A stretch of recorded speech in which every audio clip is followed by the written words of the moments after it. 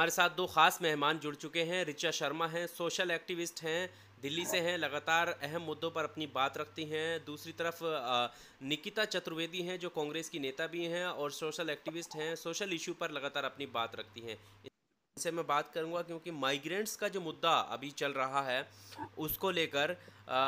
प्रवासी जो मजदूर हैं और जो लॉकडाउन की वजह से अलग अलग जगहों पर फंसे हुए हैं, उनको निकालने को लेकर राजनीति गर्म हो गई है। एक तरफ उनका किराए का पैसा वसूलने की सरकार बात कर रही है, तो वहीं कांग्रेस ने कहा है कि वो सभी प्रवासी मजदूरों को फ्री में टिकट मुहैया कराएगी। तो मैं ये जानना चाहूँगा कि सरकार कितनी सतर्क है, और ऐसे में जबकि पहले से ही पता होगा कि उनकी बेसिक नीड्स जो है वो भी फुलफ़िल नहीं हो पा रही हैं, कम हैं। तो जब सरकार ये जानती है कि मजदूरों ने काम नहीं किया है, पैसा नहीं है उनके पास, उसके बावजूद भी सरकार क्यों उनसे पैसा वसूलना चाहती है? गीता जी क्या कहना चाहेंगी?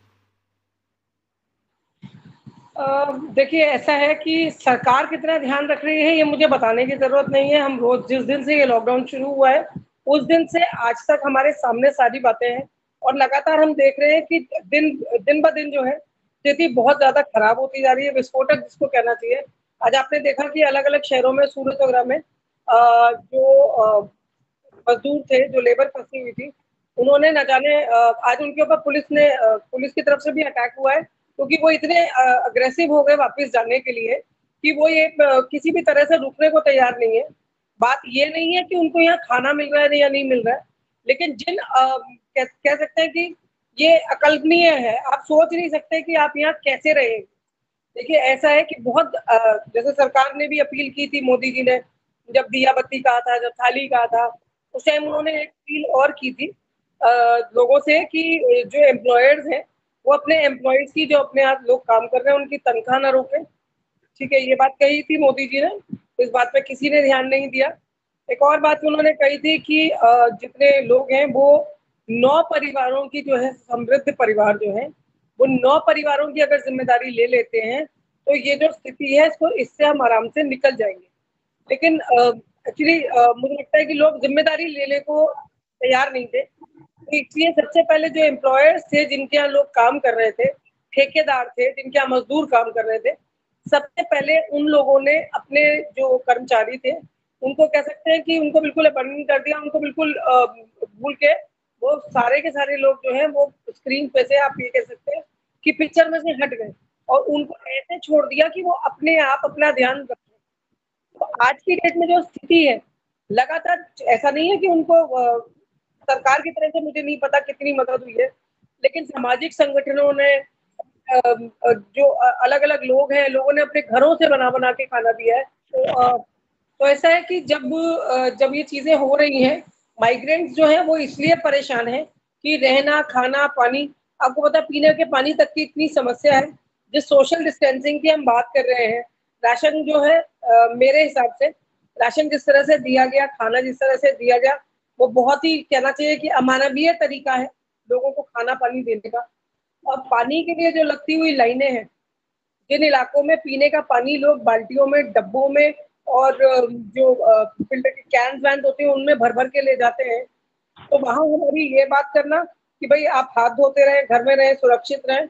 ये चीज़ें जो है ना, उनका मज़ाक उड़ाने का एक तरीका है। ऋचा, सवाल यहाँ पर ये उठता है कि जब कोटा में स्टूडेंट फंसते हैं तो उनको सरकार वापस बुला लेती है बसें भेजकर, लेकिन मजदूरों के लिए इतनी हमदर्दी क्यों नहीं? क्योंकि ये तो सरकार भी जानती है कि मजदूर जो है वो गरीब हैं, रोज़मर्रा के कमाने खाने वाले हैं, लेकिन क्या वजह है जो उनके लिए सरकार कुछ भी करने के लिए तैयार नहीं है और उनसे पैसा वसूलने की कोशिश कर रही पॉलिटिकल है? पार्टी के बारे में नहीं बोलूँगी, लेकिन हाँ 2008 में एक बाढ़ आई थी। उस वक़्त कांग्रेस पार्टी उस वक़्त पावर में थी और उन्होंने जितने भी बाढ़ पीड़ित मज़दूर थे, जो भी लोग थे बाढ़ पीड़ित मज़दूर, आई एम सॉरी, मैं सिर्फ़ मज़दूरों के बारे में बोल रही हूँ, लेकिन जितने भी बाढ़ पीड़ित लोग थे, उनको उन्होंने फ्री ट्रेन में उनके घर पहुँचाया था, उनको फ्री दिया था जो कुछ भी उनका आना-जाना था। तो मैं ये समझती हूँ कि पूरा देश टैक्स पे करता है सरकार को और इस वजह से टैक्स पे करता है ताकि हमें हमारी ज़रूरतें पूरी हों, हमें हमारी अच्छी डेवलपमेंट्स हो, हमें हॉस्पिटल्स मिले, हमें जो भी जब भी किसी कोई त्रासदी आती है देश में, तो उसका जो उस वक़्त हमें हर चीज़ मुहैया कराई जाए, चाहे और वो सिर्फ़ एक पर्टिकुलर क्लास के लिए नहीं होनी चाहिए। ऐसा नहीं होना चाहिए कि जो टैक्स पे कर रहे हैं सिर्फ़ उनके लिए होना चाहिए, या वो अपर क्लास के लिए होना चाहिए, या फिर वो मिडल क्लास के लिए होना चाहिए। वो इस देश के हर नागरिक को मुहैया करानी चाहिए। तो अगर आपने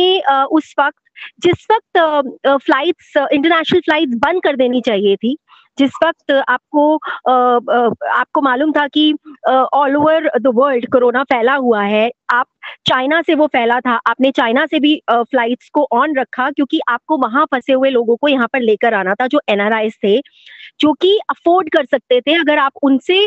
शायद डबल पैसा भी टिकट का वसूल करते, वो अफ़ोर्ड करते और वो डेफ़िनेटली वापस आते, क्योंकि अगर उनके पास वहाँ फ्लाइट में जाने का पैसा है, तो उनके पास आने का भी पैसा होगा। आपने उनसे पैसे नहीं वसूले, लेकिन आपने उन मजदूरों से पैसे वसूले जिनके पास खाने के लिए रोटी भी नहीं है, सड़क पे चलते-चलते जो भूखे-प्यासे मर गए, जिनके पास जो सिर्फ़ इतने-इतने मील इसलिए चले क्योंकि जहाँ के भी वो थे, वहाँ पर उनको कुछ भी मुहैया नहीं कराया जा रहा था। जितने भी एनजीओज़ हैं या जितनी भी ऑपोज़िशन पार्टीज़ हैं, शायद वो लोग उनके लिए फिर भी सोच रही थी, उनको खाना प्रोवाइड कर रही थी, लेकिन क्या सिर्फ़ खाना ज़रूरी होता है और चीज़ें नहीं चाहिए होती? क्या मज़दूरों को रहने के लिए छत नहीं चाहिए थी? क्या उनको ये एश्योरेंस नहीं चाहिए थी कि आप जहाँ भी हैं, आप वहाँ रहिए? सरकार को उनकी पूरी की पूरी ज़िम्मेदारी उठानी चाहिए थी, अगर सरकार को ये लगता था कि उनको जहाँ है उनको वहीं रहना चाहिए, तो ये ज़िम्मेदारी आपकी बनती थी कि आप उनको ये एश्योरेंस देते कि आपको फ़िक्र करने की ज़रूरत नहीं है, आप जिनके भी अंडर रह रहे हैं, हम आपका टेक केयर करेंगे, हम आपको खाना मुहैया कराएँगे, हम आपको रहने के लिए छत मुहैया कराएँगे, जब तक लॉकडाउन नहीं खुल जाता आप हमारे मेहमान हैं। इस तरह से सरकार को उनको एश्योरेंस देना चाहिए था, जो कि नहीं दिया गया। सरकार सिर्फ अपर क्लास के बारे में सोचती है, अपर मिडल क्लास के बारे में सोचती है, लेकिन कहीं न कहीं उनके दिल से जो गरीब लोग हैं, मोदी जी एक नारा लेकर आए थे कि हमें गरीबी हटानी है, लेकिन मुझे ऐसा लगता है कि शायद ये गरीबों को हटाने की तैयारी हो रही है और कुछ नहीं हो रही है, क्योंकि बात सिर्फ ये लॉकडाउन नहीं है, लेकिन इससे पहले भी बहुत सारी चीज़ों में ना हमारे किसानों की तरफ देखा गया, ना हमारे अब जो कुछ भी मजदूरों के लिए जिस तरह जो हालात पैदा हुए हैं, ना हमारे मजदूरों के लिए कुछ किया जा रहा है। तो मुझे नहीं लगता कि सरकार अपनी ज़िम्मेदारी ठीक से निभा रही है। अगर सरकार किसी के लिए कर रही है,